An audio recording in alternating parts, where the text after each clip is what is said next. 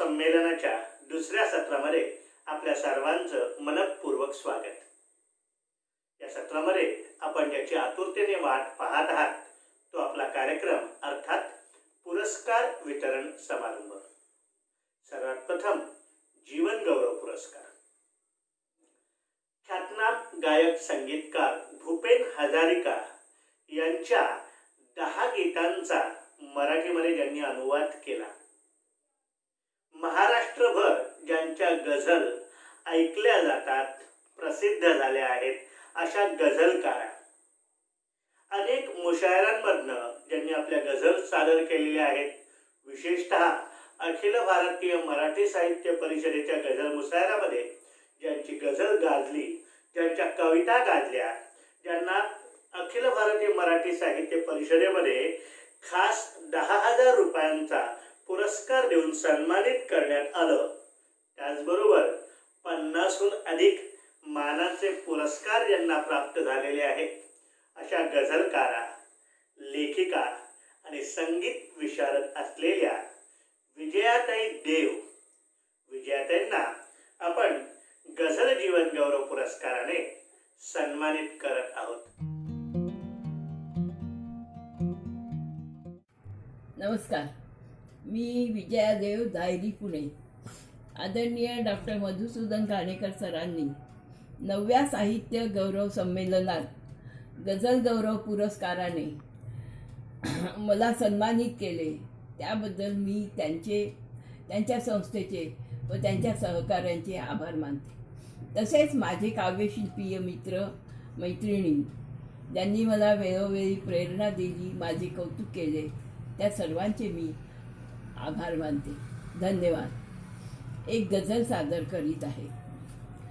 नाते तुझे नि माझे विसरायचे कशाला, भोळ्या मनास आता फसवायचे कशाला. हे जाणवे सदाची वय जाहलेच पुले, मग दाखले वयाचे लपवायचे कशाला. दिवसाही स्वप्न पाहतो डोळ्यात आज कामी, सत्यात शोध घेण्या भटकायचे कशाला. पेटून मन निघाले का शांत होत नाही, हे पेटते निखारे विझवायचे कशाला. तुटक्याच खेळण्यांना काठेवले जपोनी, दुःखास आणखी फुलवायचे कशाला. नाते तुझे नि माझे विसरायचे कशाला, भोळ्या मनास आता फसवायचे कशाला. धन्यवाद. प्रापंचिक जबाबदाऱ्या सांभाळताना शिक्षणाची आवड त्याला काही काळ मुरड घालावी लागली. पण प्रापंचिक जबाबदाऱ्या एका ठराविक काळानंतर पूर्ण झाल्यानंतर ज्यांनी MA पर्यंत शिक्षण घेतलं, मुलांच्या आवडीसाठी, विशेषतः धाकट्या मुलीच्या आवडीसाठी तिच्यावर आधारित बलिदान नावाचं पुस्तक लिहिलं आणि या बलिदान पुस्तकाला अनेक पुरस्कार, अगदी राज्य सरकारपर्यंतचा मान मिळाला. त्याचप्रमाणे विविध कथासंग्रह, कविता संग्रह, नाटक यांचं ज्यांनी लेखन केलं, संगीताची, पोहण्याची आवड जोपासली आणि एवढंच नव्हे, आपल्या मुलांना, विशेषतः मुलींना आणि सुनेला गाणं, संगीत, नृत्य याच्यासाठी प्रोत्साहन दिलं आणि राष्ट्रीय आणि आंतरराष्ट्रीय पातळीवर त्यांच्या मुली यांचं गाणं पोचलेलं आहे. गीतांजलीताई जेधे यांच्या मातोश्री अर्थात रजनी अंतापूरकर यांना आपण जीवन गौरव पुरस्काराने सन्मानित करणार आहोत. त्यांच्या पुरस्कारानंतर त्यांची कन्या गीतांजली जेधे आपल्या आईविषयी मनोगत व्यक्त करणार आहे. नमस्कार. माझी आई सगळ्यांची सारखीच असते. देवस्वरूप आई, जी लहानपणापासून आपल्यावर चांगले संस्कार करते आणि आपल्याला घडवते. सारा कुटुंबाचा आधारस्तंभ असते. माझी प्रेरणादायी माझी आई. माझ्या आईच्या विषयी मी फक्त 2च शब्दात सांगणार आहे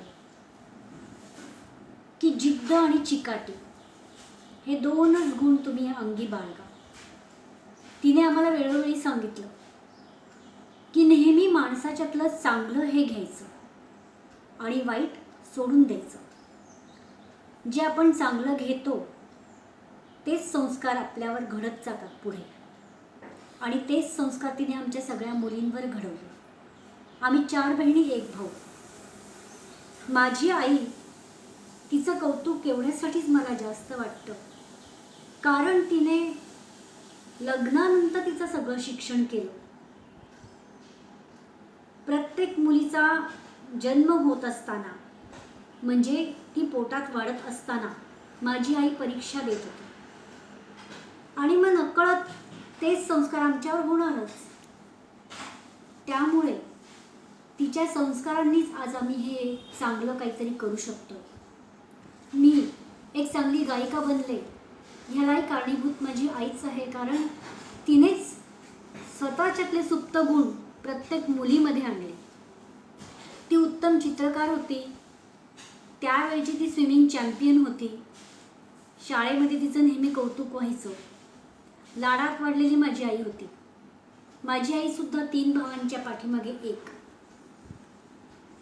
त्यामुळे तिनेही आम्हाला हे सगळे चांगले संस्कार लावले आणि तिच्यातले सगळे सुप्त गुण आमच्या प्रत्येक मुलींच्यात वाढवले. तुम्ही अशी आई सगळ्यांना मिळो. खरं तर ती सगळ्यांची असतेच. आईच आपल्या पाठीशी असते.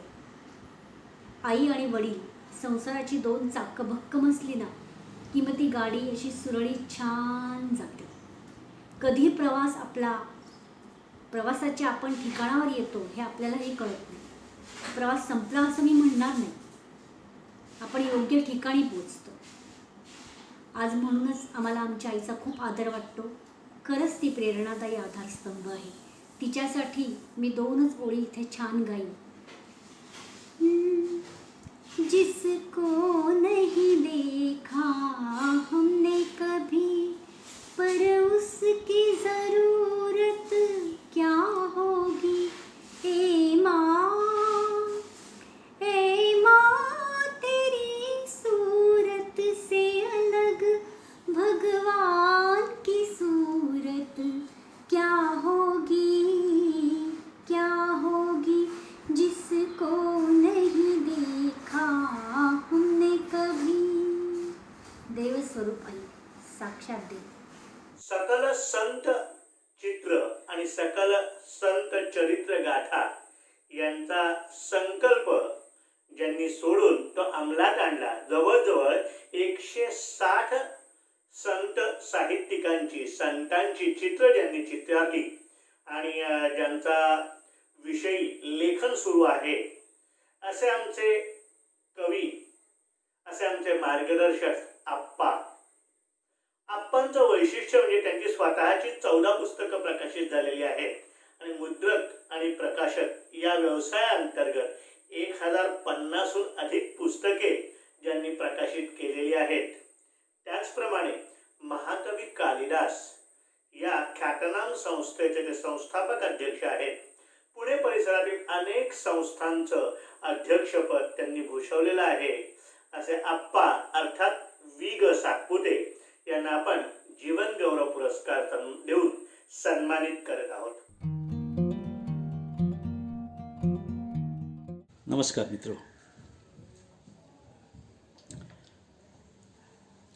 आज साहित्य गौरव या संस्थेचा हा 9वा कार्यक्रम आहे आणि या 9व्या साहित्य गौरव संमेलनामध्ये अनेक साहित्यिकांना गौरव पुरस्कार दिला जाणार आहे. साहित्यिकांच्याबद्दल कृतज्ञता व्यक्त करण्याचा हा जो सोहळा आहे ना, हा अत्यंत आनंददायी आहे. सगळ्यात महत्त्वाची गोष्ट आहे की या संस्थेचे जे सर्व पदाधिकारी आहेत हे सातत्याने या कार्यक्रमाचं आयोजन नियोजन करीत आहेत. ही अत्यंत कौतुकास्पद अशी गोष्ट आहे. समाजातील लक्षणीय व्यक्तींच्या कार्याबद्दल त्यांचे कौतुक करणे, त्यांना प्रोत्साहन देणे, हा एक उत्तम संस्कार आहे असं मला वाटतं. हे एक उत्तम समाजकार्य आहे आणि हे कार्य आज ही साहित्य गौरव संस्था पुणे करत आहे. त्याबद्दल त्या संस्थेचे अध्यक्ष सर्वश्रुत आहेत, ते अष्टपैलू व्यक्तिमत्व आहे, डॉक्टर मधुसूदन घाणेकर आहेत. त्यानंतर या संस्थेच्या कार्याध्यक्ष आहेत ज्येष्ठ कवयित्री आहेत, ज्येष्ठ भगिनी आहेत आमच्या मंदाताई नाईक. तसेच ऋचा थत्ते आहेत की ज्या उत्तम व्याख्याते आहेत, कवी आहेत, लेखक आहेत. त्यानंतर निवेदक आहेत. तसेच पुण्यातील बुजुर्ग अशा काव्यशिल्प संस्थेच्या आजच्या अध्यक्ष ज्या आहेत त्या ऋचा कर्वे, या सर्वांची मिळून आज या कार्यक्रमामध्ये मला या समारंभाचं अध्यक्षपद आणि तसेच मला साहित्य जीवन गौरव पुरस्कार दिलेला आहे, त्याबद्दल त्यांचं मी प्रथम अभिनंदन करतो. मला खरं आश्चर्य वाटतं की हा पुरस्कार देताना या निवड समितीने, या सगळ्या सारस्वतांनी माझ्या बाबतीत कुठले निकष लावलेले आहेत हे मला कळलेलं नाही आहे. पण एक झालं की हा साहित्य जीवन गौरव पुरस्कार जो मिळालेला आहे त्याबद्दल मला आनंद तर झालेला आहेच. आणि मग त्यामुळे मला काय झालं, मी अंतर्मुख झालो आहे की खरंच हे साहित्याचा बीजांकुर जो आहे हा माझ्यामध्ये कधी रुजला, त्याचं मी अवलोकन करू लागलो. मग मला आठवलं की अगदी प्राथमिक शाळेतले शिक्षक असू द्यात, माध्यमिक शाळेतले शिक्षक असू द्यात, कॉलेजमधले शिक्षक असू द्यात, यांच्या सहवासात जे मराठीचे संस्कार झाले ते अत्यंत उत्तम होते. दुसरी गोष्ट अशी की 1963 साली साताऱ्यामध्ये अखिल भारतीय मराठी साहित्य संमेलन भरलेलं होतं आणि त्या संमेलनाचे अध्यक्ष जे होते ते बॅरिस्टर नवी गाडगीळ होते. आणि ते साहित्य संमेलन जे होतं ते साहित्य संमेलन हे इंग्लिश स्कूलच्या प्रांगणामध्ये भरलेलं होतं. आणि त्यावेळी आलेले जे साहित्यिक होते त्या साहित्यिकांची सगळ्यांची जी निवासाची व्यवस्था होती, ती निवासाची जी व्यवस्था होती ती इंग्लिश स्कूलच्या वर्गामध्ये केली होती, विद्यार्थ्यांच्या वर्गामध्ये केलेली होती. त्या वर्गामध्ये असलेली जी काही बाकडी वगैरे जी होती ती आम्ही प्रेक्षागृहामध्ये नेऊन टाकलेली होती. आणि ती त्या रूममध्ये एक कॉट, एक टेबल, तांब्या भांडं, खुर्ची, अन्य जे काही एका माणसाला निवासासाठी लागेल, अभ्यासासाठी लागेल ते सर्व असं आम्ही त्या खोलीमध्ये अरेंज केलेलं होतं.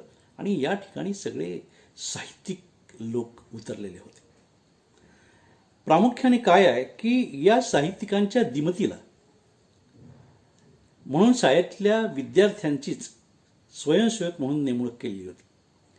आणि ही जी नेमणूक केलेली होती त्यामध्ये परमभाग्य माझं असं होतं, मला माहीत नाही, हा माझा दैवयोग आहे. आणि कदाचित साहित्याचा बीजांकुर हा त्याच क्षणी माझ्यामध्ये रुजला असावा. माझी आई तर सुशिक्षित होतीच, वडीलही सुशिक्षित होते, त्यामुळे घरचेही संस्कार होते, त्याबद्दल काही प्रश्न नाही.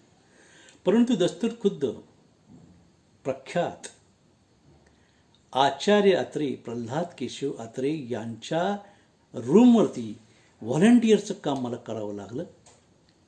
व्हॉलंटिअर म्हणून माझी त्या ठिकाणी नेमणूक झाली आणि 3 दिवस म्हणजे 3 रात्री मी आचार्य अत्रेंच्या सहवासात राहिलो. विचार करा, मोगऱ्याचा माळलेला गजरा हा आपल्या मुठीमध्ये राहिला की नाही, तरी त्या मुठीला मोगऱ्याचा वास लागतो आणि गंधाळून जातो आपण. विचार करा, अशा प्रख्यात साहित्यिकांचे, मग त्यावेळेला कोण कोण साहित्यिक आले होते? तर दत्तवामन पोद्दार होते. दत्तवामन पोद्दार हे माझ्या आईचे नातेवाईक होते, त्यामुळे ते माझ्या घरी उतरले होते. आणि लोककवी मनमोहन नातू हे जे होते हे माझ्या वडिलांचे मित्र होते, त्यामुळे तेही माझ्या घरी उतरले होते. आणि अन्य म्हणजे वि. स. खांडेकर होते, लोककवी मनमोहन सांगितले, दत्तवामन पोद्दार सांगितलेच, शिवाजीराव भोसले होते, श्री के. क्षीरसागर होते. अशी नामांकित मंडळी, शांताबाई शेळके होते, शांताबाई शेळके होते, द. वी. केसकर होते. अशी मान्यवर दिग्गज साहित्यिक मंडळी त्या साहित्याला आली होती, साहित्यिक संमेलनामध्ये आली होती. आमच्याबरोबर माझेही काही विद्यार्थी मित्र या स्वयंसेवक म्हणून काम करत होते. आजचे प्रख्यात व्याख्याते जे आहेत आपले प्राचार्य शांभुरके, तेही मला 2 वर्ष सिनियर होते, तेही त्या साहित्य संमेलनामध्ये उपस्थित होते. शाहीर अमर शेख सारखी व्यक्ती होती, शाहीर साबळे होते. आणि या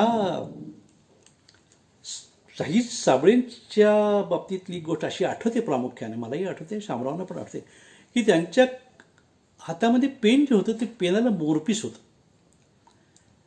अहो, ते मोरपीस असलेलं पेन बघण्याची आम्हाला एवढी उत्सुकता लागली होती की आम्ही ते बघितलंच, त्यांनी आम्हाला दाखवलं वगैरे. अशा प्रकारच्या ज्या काही घटना आहेत, त्या घटना ज्या घडलेल्या आहेत ह्या अविस्मरणीय आहेत. ही झाली शांताबाई आपल्या मराठी साहित्य संमेलनाची गोष्ट झाली. आणि त्यावेळेला म्हणजे मला एक छंद होता की बाबा मान्यवरांच्या सह्या घ्यायच्या, त्याप्रमाणे मी अनेक साहित्यिकांच्या सह्या घेतल्या वगैरे. आणि योगायोगानं मनमोहन नातू जेव्हा संमेलन संपल्यानंतर बाहेर आपल्या घरी परतण्यास निघाले, तेव्हा त्यांना मी म्हणलं की मला बाबा तुम्ही एक माझ्या या वहीवरती तुमची सही द्या, विषय फार मोठा आहे. म्हणजे आचार्य अत्रेंच्या संगतीत मी 3 दिवस राहिल्यानंतर त्यांच्याबद्दलच्या माझ्या आठवणीत त्याचं माझं एक स्वतंत्र म्हणजे भाष्य होईल. किंवा लोककवी मनमोहन नातू राहिले किंवा दत्तवामन पोद्दार जे राहिले तर त्यांच्याबद्दल मला कधी बोलता येईल. पण आता हे आपल्याला वेळेचं बंधन आहे या कार्यक्रमामध्ये. सांगायचा मुद्दा एवढाच की त्यावेळेला लोककवी मनमोहन नातूंनी जे मला 4 ओळी लिहून दिल्या होत्या, त्या ओळी अशा होत्या की उसे असावे गरुड पिसांचे, पिसे असावे ज्ञानेशाचे. उसे असावे गरुड पिसांचे, पिसे असावे ज्ञानेशाचे. अरे बुडबुड घागर बुडुनी जावी आणि तीरावर छाटी दिसावी. बुडबुड घागर बुडुनी जावी आणि तीरावर छाटी दिसावी. ह्या 4 ओळी तुम्हाला सांगतो अर्थपूर्ण आहेत. त्याचा अर्थ कळायला मला वयाची 50 वर्ष आली. मित्र हो, अनेक गोष्टी सांगण्यासारख्या आहेत. आणखीन एक गोष्ट मी सांगणार आहे तुम्हाला. पण साहित्य ही संस्कार आहे, साहित्य ही तपश्चर्या आहे, साहित्य ही साधना आहे. आणि प्रत्येक नवोदितांनी ती साधना केली पाहिजे. आणि साधना काय केलं होतं त्याचं प्रत्यंतर आज डॉक्टर मधुसूदन घाणेकरजींनी आज आपल्या सर्वांना जो पुरस्कार दिला आहे, तो पुरस्कार अत्यंत महत्त्वाचा आहे. हा पुरस्कार असा आहे की तो आपल्याला उत्तेजन देतो, त्यात आपल्यात चैतन्य निर्माण करतो. तुम्ही रोज लिहिला, मी माझ्या व्याख्यानामध्ये नेहमीच नवोदित साहित्यिकांना सांगतो की लिहित राहा, लिहित राहा, लिहित राहा. आशीर्वाद माझा हाच आहे साहित्यिकांना की लिहित राहा. जो आशीर्वाद मला शांताबाई शेळकेंनी दिला आहे किंवा द. वी. केसकरांनी दिला आहे किंवा यशवंत देवनी दिलेला आहे किंवा नंदू ओनपने दिला आहे, या सगळ्या लोकांचे माझे खूप चांगले जवळचे संबंध होते. बरोबर. पुण्यामध्ये अनेक साहित्य संस्था आहेत, बहुअंशी प्रत्येक साहित्य संस्थेचा माझा खूप चांगला संबंध आहे. किंवा याही पुढची दुसरी गोष्ट सांगायची म्हणजे महाकवी कालिदास प्रतिष्ठान ही जी माझी संस्था आहे, मी संस्थापक अध्यक्ष त्याचा आहे. या संस्थेला आज 12 वर्ष पूर्ण झालेली आहेत. आणि आम्ही या संस्थेतर्फे सुद्धा आजपर्यंत अव्याहत आषाढस्य प्रथम दिवशी महाकवी कालिदास जयंतीनिमित्त आम्ही साहित्यिक पुरस्कार आणि महाकवी कालिदास लक्षणीय पुरस्कार आम्ही देत राहिलो आहे. महाकवी कालिदास साहित्य कला संस्कृतीची स्थापना झाली त्यावेळेला 1963 साली मला भेटलेले एक साहित्यिक ते वेगळेच होते. पण आत्ता नवीन मला जे भेटलेले साहित्यिक त्याच्यामध्ये डॉक्टर द वी केसकर आहेत, डॉक्टर न म जोशी आहेत, डॉक्टर आनंद यादव आहेत, डॉक्टर वि भा देशपांडे आहेत, अनेक मंडळी आहेत की जे त्यांना तुम्ही ओळखता प्रत्यक्षामध्ये. तेव्हा अशा मान्यवरांच्या मार्गदर्शनाने ही आज महाकवी कालिदास प्रतिष्ठान संस्था स्थापन झालेली आहे. मध्यंतरी 29 फेब्रुवारीला मराठी दिनानिमित्त इंदोरला आमच्या काही साहित्यिकांचा सत्कार केला गेला. ही आमच्या दृष्टिकोनातून एक जमेची बाजू आहे. काय आहे, पुरस्कार मिळत जातात. पुरस्कार मिळाल्यानंतर माणसाने हुरळून जाऊ नये, आपली नैतिक जबाबदारी त्याच्यामध्ये वाढते असं मला वाटतं. महाकवी कालिदास प्रतिष्ठान संस्था स्थापन कशी झाली याचा थोडक्यात वृत्तांत तुम्हाला मी सांगतो की ध्यास असला पाहिजे. मी पुण्यामध्ये जेव्हा आलो तेव्हा ज्या विभागामध्ये दायरी परिसरामध्ये राहतो त्यामध्ये माझे अनेक मित्र जमले आणि त्या मित्रामध्ये अनेक म्हणजे कलावंत होते, कवी होते, लेखक होते, वाचक होते, सगळे काही होते आणि मी नित्य जमत होतो. पण विचारांती आहे मग आम्हाला असं वाटलं की काही नाही, आम्ही एक साहित्य ग्रुप स्थापन करावा म्हणून आम्ही हा महाकवी कालिदास प्रतिष्ठान संस्था स्थापन झालेली आहे. आज त्याच्या शाखा पुण्यामध्ये आहेत, मुंबईमध्ये आहेत. मुंबईमध्ये आज आमचे कवी मित्र ज्येष्ठ कवी जयंतराव भावे आहेत, आमचे डॉक्टर परब आहेत, आजच्या आतले प्रमुख पाहुणे जे डॉक्टर योगेश जोशी आहेत, आरती कुलकर्णी आहेत, अंजुषा पाटील आहेत. अशी आणि अनेक त्याही क्षेत्रामधली अनेक माणसं ह्या साहित्य क्षेत्रामध्ये आज सातत्याने लिहित आहेत, काम करत आहेत आणि हा फार मोठा आनंद आहे. हा लक्षात का नाही. तेव्हा दुसरी एक गोष्ट सांगायची म्हणजे मी संत चित्रकार पण आहे.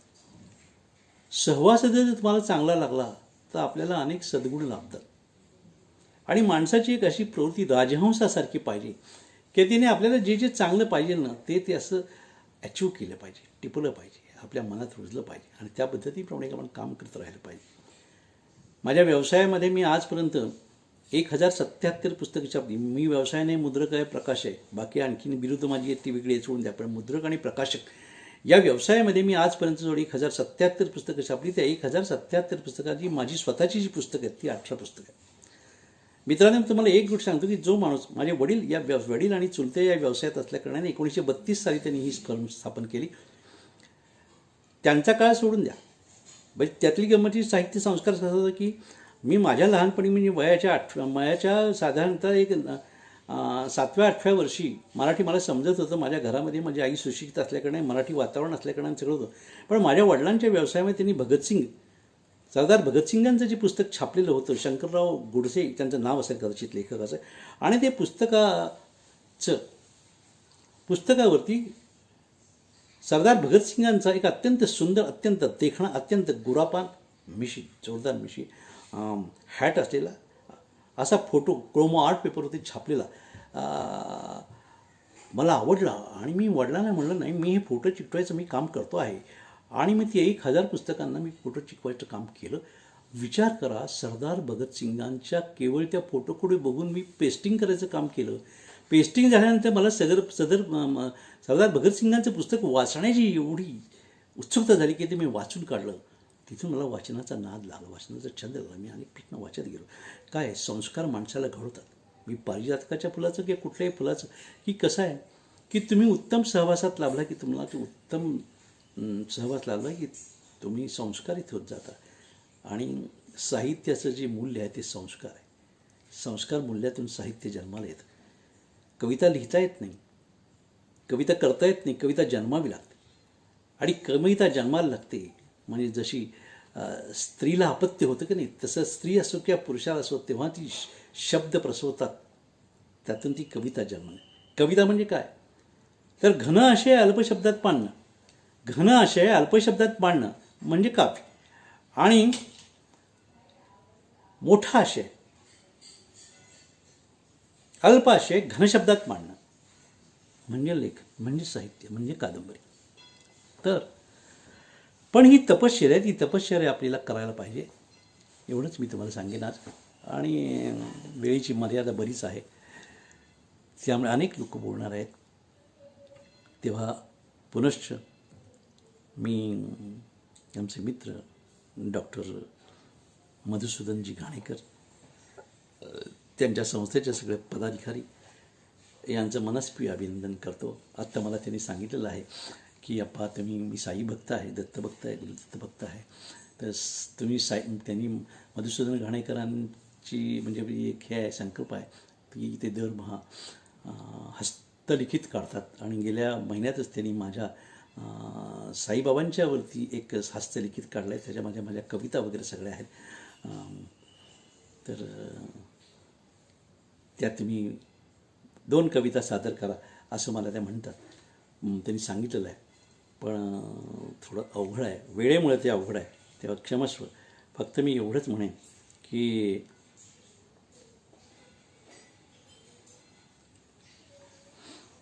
एक छोटीशी कविता मी या निमित्ताने सादर करतो. बरोबर,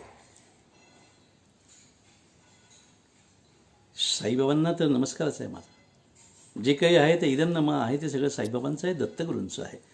परंतु एकच कडवं फक्त म्हणून दाखतो आणि मी माझ्या व्याख्यानाला विराम देतो.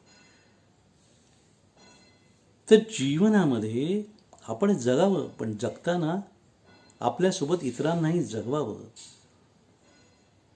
असा एक अलिखित नियम आहे. तर त्याच्याबद्दलचं एक कडवं फक्त म्हणून, अरे जगी जगुनी जगवावे जीवा जीवा, जगी जगुनी जगवावे जीवा जीवा, पुण्यकर्म संचिती करावी नित्य सदा, ध्यास सत्कर्माचाच मनी असावा, जगी जगुनी जगवावे जीवा जीवा.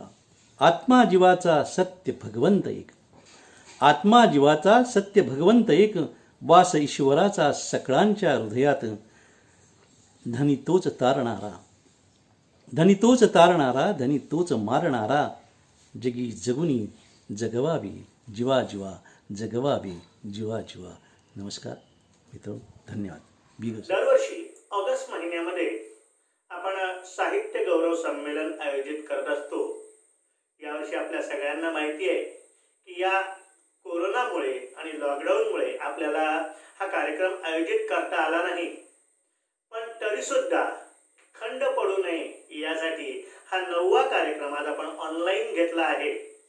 गेल्या 2 वर्षामध्ये ज्यांची पुस्तके प्रकाशित झालेली आहेत त्यांची, त्या पुस्तकांची आणि त्या लेखकांची आमच्या निवड समितीने निवड केली आणि त्यातील काही पुरस्कारार्थींना आपण साहित्य गौरव पुरस्काराने आज आपण सन्मानित करत आहोत. या सर्व पुरस्कारार्थींची नावं आपल्यासमोर.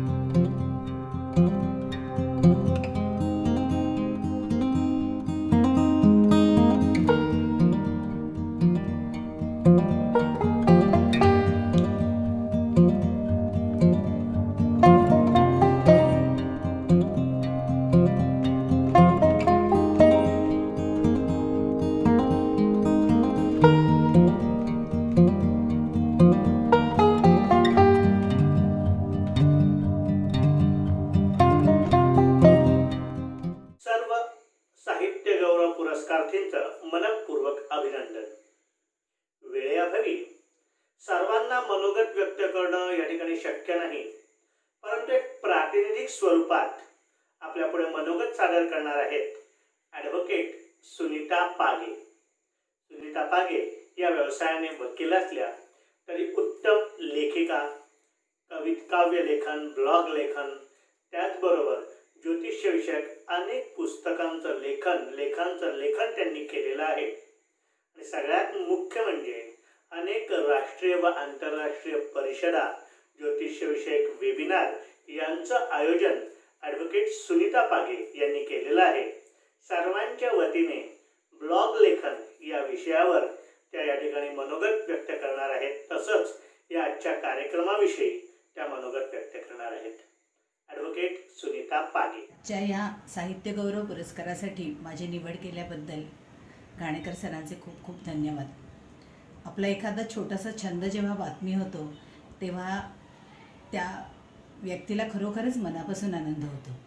ज्योतिषशास्त्रामध्ये काम करणाऱ्या अनेक लोकांना घाणेकर सरांनी ह्या साहित्य क्षेत्रामध्ये त्यांच्या लिखाणाला उद्युक्त करून आणलेलं आहे.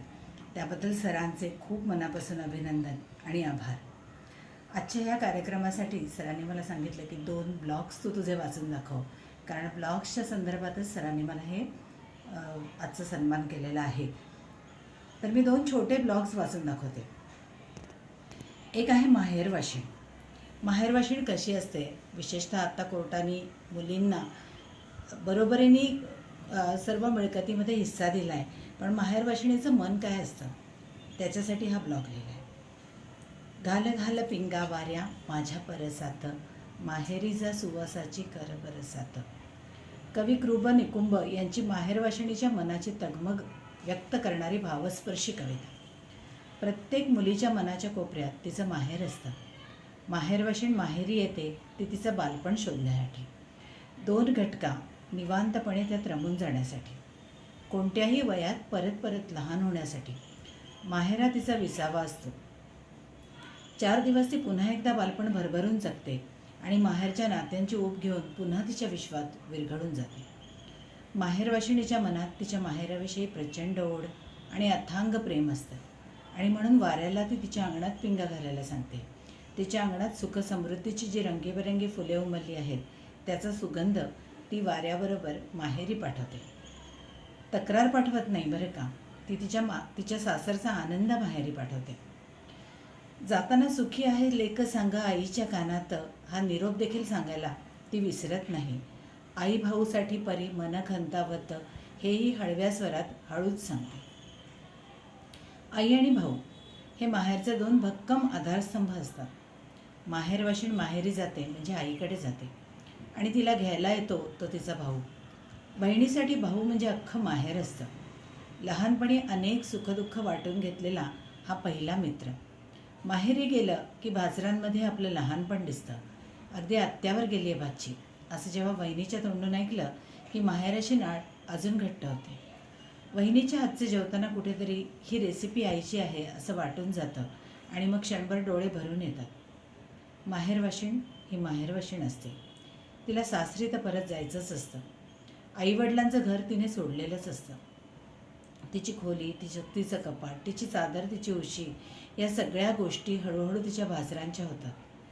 तिला भावाच्या बरोबरीने कोणतेच अधिकार नको असतात, पण भावापेक्षा आईवडिलांचं काकणभर अधिक प्रेम आपल्याला मिळावं म्हणून ती आसुसलेली असते. माहेरून जाताना आईने दिलेल्या चटण्या भाजण्यांमध्ये आई बहिणी यांचा जिव्हाळा असतो. ह्याच चोळी बांगडीचा अधिकार माहेरवाशीण म्हणून हक्काची ओटी, बस एवढंच. भावाच्या सातबारावर नाव लावण्यासाठी बहीण कधीच माहेरी येत नाही. नवरात्रीच्या 9 दिवसातील एक ओटी तिची असते. गौरीच्या पूजनात तिचाच मान असतो. तू आमची आहेस आणि ह्या घराशी तुझी नाळ जुळलेली आहे एवढाच आधार पुरेसा असतो. एरवी तिच्या संसारात असंख्य तडजोडी करणाऱ्या तिला फक्त 2 घटकांचा हक्काचा विसावा हवा असतो. राखी पौर्णिमा, भाऊबीज तिचाच दिवस असतो. मनात आले की साडी आणणारी ती भावाच्या ओवाळणीसाठी मात्र हटून बसते, कारण त्यामध्ये तिच्या भावाच्या प्रेमाची ऊब असते. सारी खुदाई एक तरफ और जोरू का भाई एक तरफ असे उगाच म्हणत नाहीत, कारण प्रत्येक भाऊ हा तिच्या बहिणीचा अभिमान असतो, कारण त्याच्याच तर सावलीत तिचं माहेर सुरक्षित असतं. आता अजून एक ब्लॉग, तो थोडासा प्रवास वर्णनाचा आहे. प्रवास करायला आवडतं मला खूप मनापासून आणि म्हणून प्रवासाबाबत लिहिलेला, प्रवासाच्या आवडीबाबत लिहिलेला हा एक ब्लॉग. हल्ली कोणतीही सुट्टी मिळाली की मस्त लांब फिरायला जावं असं वाटतं. रविवारला जोडून एखादी सुट्टी आली तरी देखील थंड हवेची, डोंगरदऱ्याची, हिरव्यागार निसर्गाने समृद्ध असलेली सगळी ठिकाणं एक्सप्लोअर करण्याची तीव्र इच्छा जागी होते. मनात आलं की बाहेर पडायचं, म्हणून सगळेजण म्हणतात तू तुझ्या मनाची राणी आहेस. खरंच आहे ते. रंगुनी रंगातही रंग माझा वेगळा, गुंतुनी गुंत्यातही पाय माझा मोकळा. अशीच काहीशी आहे मी. मनात आली की सहज बाहेर पडू शकणारी, काहीशी स्वच्छंदी. समुद्राच्या काठावर रेतीमध्ये चित्र काढत तासनतास पायाला गुदगुल्या करणाऱ्या लाटा, पार गुडघ्यापर्यंत येईपर्यंत पाण्याशी खेळत राहण्यासारखं सुख नाही. आणि मग तो बग्गीमधून मारलेला फेरफटका, मक्याचं कणीस आणि चणाजोर गरम, समुद्र कोकणातला असो किंवा गोव्याचा, तोच थाट, तीच आक्रमकता, मन कसं आतून आतून शांत होत जातं. मॉरिशसचा समुद्र मात्र वेगळा, अगदी स्वच्छ. इंग्लिश मिडियममधल्या शाळेसारखा टिपटॉप मुलगा असतो ना इंग्लिश मिडियममधल्या शाळेसारखा, तसाच स्वच्छ, तसाच नीटनेटका, आकाशही तसंच निळभोर. गडकिल्ल्यांची मजा मात्र वेगळी. पायरीकडे कानाडोळा करायचा आणि डोंगरावरून दगड बाजूला करत करत चढायचं. सिंहगडावर मिळणाऱ्या ताकाची सर कशालाच नाही आणि देवटाक्यातील मधुर पाणी हायजीनच्या नानाची टांग.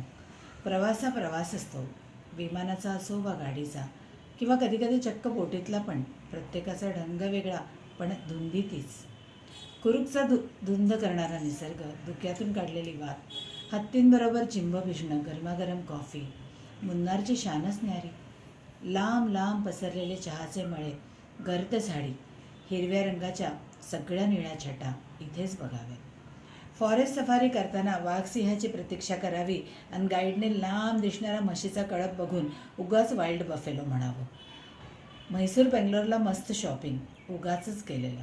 हिमाचलची गंमत वेगळी. दक्षिण भारत एखाद्या घरंदाज स्त्रीसारखा वाटतो, तर पंजाब हिमाचल मात्र अल्लड यौवनेसारखा. लाल निळ्या हिरव्या पिवळ्या सगळ्या रंगाची मुक्त उधळण म्हणजे हिमाचल. वेगळीच पण मधुर चवीची नानाविध फळं, दमदमीत पराठे आणि ग्लास भरून लस्सी, मलई मार्के. मुंबईच्या लिंकिंग रोडला टक्कर देणारा सिमल्याचा मॉल रोड, सगळंच कसं कोझी. मंद वारा, पक्ष्यांची किलबिल, खळखळणारे झरे आणि त्यातून निर्माण होणारे मधुर संगीत. झोंबणारा वारा आणि धुंद करणारा निसर्ग. सतत होणारा प्रवास म्हणजे तिरुपती बालाजी. प्रत्येकाचा एक लाडका देव असतो, त्याचा खास. प्रत्येकाचा एक लाडका देव असतो, त्याचा खास.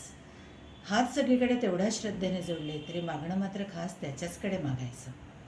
वेळ आलं की त्यालाच पाण्यात ठेवून धरणं धरून देखील बसायचं. माझं मन असंच तिरुपती बालाजीकडे ओढ घेतं आणि मग सारं काही कळल्यागत तोही मला बोलवून घेतो. परमेश्वरालाच माऊली का म्हणतात हे भक्ती केल्याशिवाय कळत नाही. आई दिसली की मन कसं शांत होतं. तीच शांतता अनुभवायला मिळते परमेश्वराच्या दर्शनामध्ये. दर्शन मात्रे मनोकामनापूर्ती म्हणजे काय याचा साक्षात्कार होतो. तिरुपती बालाजी म्हणजे यमुनेच्या डोहामध्ये शांतपणे बासरी वाजवत असलेल्या कृष्णासारखा वाटतो. अपार गर्दी आणि धक्काबुक्की म्हणजे यमुनेच्या पात्रात उठणारे हिंदोळे, त्याचा त्रास हा कधीच वाटलाच नाही. प्रवासात आवडत नाही तो सकाळचा वेकअप कॉल. सुट्टीचं समाधान कसं आजपर्यंत मुरत केलं पाहिजे. रोजची दगदग, जवळजवळ 11 कामाचे तास, स्ट्रेसफुल रुटीन, सगळी कामे स्वतः करण्याचा अट्टहास आणि जीवघेणी स्पर्धा, यातून बाहेर पडायचं तर प्रवास हवाच. रिज्युविनेट करणारा, ओंजळ भरून प्राजक्ताची फुले घ्यावी आणि त्याच्या रंगाने आणि गंधाने आतून उमलून यावं असा प्रसन्न करणारा. धन्यवाद. अनेक कवी आणि कवयित्री वर्षभरामध्ये उत्तमोत्तम कविता लिहितात. त्यांच्या कविता विविध वृत्तपत्रातून प्रकाशित होत असतात. काव्यविषयक अनेक उपक्रम ते राबवित असतात. पण काही कारणामुळे ज्यांची पुस्तकं प्रकाशित झाली नाही, परंतु काव्य क्षेत्रामध्ये, साहित्य क्षेत्रामध्ये त्यांनी अतिशय भरीव योगदान दिलेलं आहे, अशा कवी आणि कवयित्रींचा सन्मान आम्ही यावर्षीपासून सुरू केलेला आहे. पोएट ऑफ द इयर या पुरस्काराने आपण त्यांना सन्मानित करणार आहोत. या सर्व पुरस्कारार्थींची नावे आणि त्यांचा सन्मान पुढील प्रमाणे.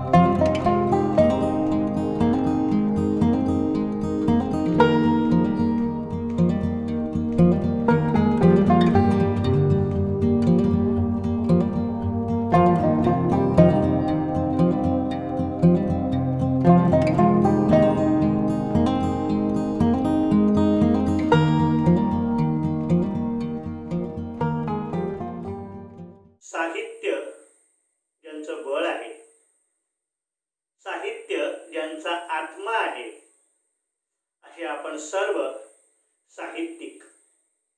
आपल्यामुळे समाजामध्ये सकारात्मकता टिकून राहते. आपल्यामुळे लोकांना जगण्यासाठी बळ मिळतं. आपल्यामुळे लोकांमध्ये उत्साह निर्माण होतो, चैतन्य निर्माण होतं. अशा आपल्या सर्वांचा सन्मान करताना आम्हाला खूप आनंद होत आहे. आपल्या सगळ्यांमुळे आजचा हा कार्यक्रम अतिशय सुंदर रीतीने सजला, रंगला. आपल्या सर्वांचे आजच्या कार्यक्रमासाठी वेळ देणाऱ्या सर्व मान्यवरांचे मनपूर्वक आभार. आजचा कार्यक्रम इथेच संपला असं मी जाहीर करतो. पुन्हा भेटूया पुढच्याच कार्यक्रमात असाच एक नवीन उपक्रम घेऊन. तोपर्यंत मनपूर्वक आभार.